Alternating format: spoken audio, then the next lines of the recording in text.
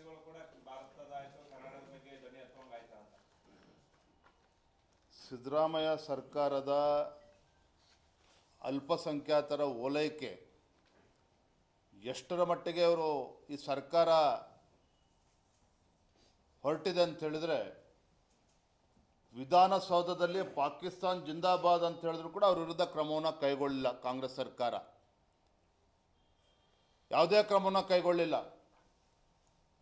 ಹಳೆಯ ಪ್ರಕರಣ ಆದರೂ ಕೂಡ ಮತ್ತೊಮ್ಮೆ ಉಲ್ಲೇಖ ಮಾಡ್ತಾನೆ. ಇದೇ DJ-ಹಳ್ಳಿ KG-ಹಳ್ಳಿ ಪ್ರಕರಣದಲ್ಲಿ ಅಖಂಡ ಶ್ರೀನಿವಾಸ ಮೂರ್ತಿ ಒಬ್ಬ ದಲಿತ ಶಾಸಕ, ಕಾಂಗ್ರೆಸ್ ಪಕ್ಷದ ಶಾಸಕ, ಅವರ ಮನೆಗೆ ದೇಶದ್ರೋಹಿಗಳು ನುಗ್ಗಿ ಮನೆಗೆ ಬೆಂಕಿ ಇಟ್ಟರೂ ಸಹ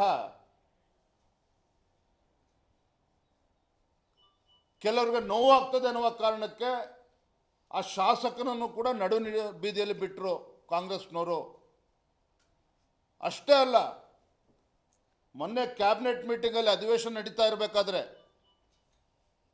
ಏನು ರಾಜ್ಯದಲ್ಲಿ ಇವತ್ತು ಅಕ್ರಮವಾಗಿ ಗೋವುಗಳನ್ನು ಸಾಕಾಣಿಕೆ ಮಾಡ್ತಾರೆ, ಆ ವಾಹನಗಳನ್ನು ಸೀಜ್ ಮಾಡಿದರೆ ಅವರನ್ನು ಅರೆಸ್ಟ್ ಮಾಡ್ತಾರೆ. ಯಾರು ಅಕ್ರಮವಾಗಿ ಗೋವುಗಳನ್ನು ಸಾಗಾಣಿಕೆ ಮಾಡ್ತಾರೆ ಅವ್ರನ್ನ ಅರೆಸ್ಟ್ ಮಾಡ್ತಾರೆ, ವೆಹಿಕಲನ್ನು ಸೀಜ್ ಮಾಡ್ತಾರೆ, ವಾಹನವನ್ನು ಸೀಜ್ ಮಾಡ್ತಾರೆ.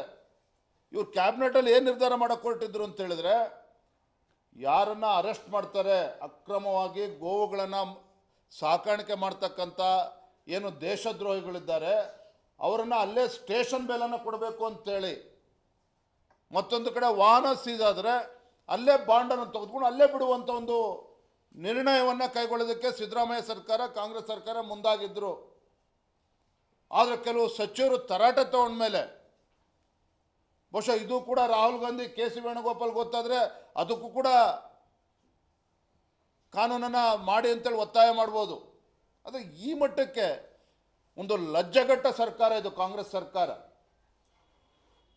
ಈ ರೀತಿ ನಿರ್ಧಾರಗಳನ್ನು ಮಾಡಿಕೊಂಡು ಹಿಂದೂಗಳಿಗೆ ಅಪಮಾನ ಮಾಡುವಂಥ ಕೆಲಸವನ್ನು ಕೂಡ ಕಾಂಗ್ರೆಸ್ ಸರ್ಕಾರ ಮಾಡ್ತಾ ಇದೆ.